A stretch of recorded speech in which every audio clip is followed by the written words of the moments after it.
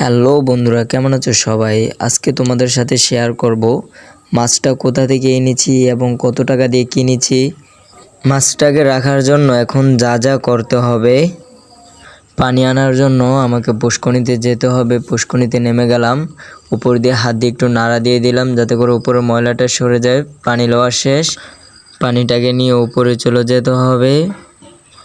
পানিটাকে নিয়ে আসলাম, এখানে আস্তে করে রেখে দিয়ে একটু ধীরে ধীরে পানিটাকে ঢালতে হবে, কারণ সব কাজেই তাড়াহুড়া করতে যেয়ে তো আর ক্ষতি করা লাভ নেই। তাই একটু আস্তে ধীরে পানিটাকে ঢালতেছি যাতে করে পানির মধ্যে যে ময়লাটা আছে ওইটা নিচে বালতির মধ্যে জমে থেকে যায়, ওইটা পরে ফেলে দিতে পারবো।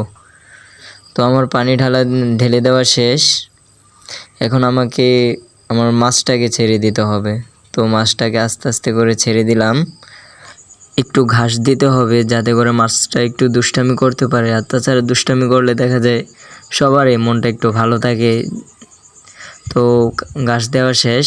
এখন আমাকে একটা কাঠবাদাম পাতা দিতে হবে যাতে করে পানির মধ্যে যেসব আয়রন আছে ওই আয়রনগুলো যাতে মাছটার কোনো ক্ষতি না করতে পারে।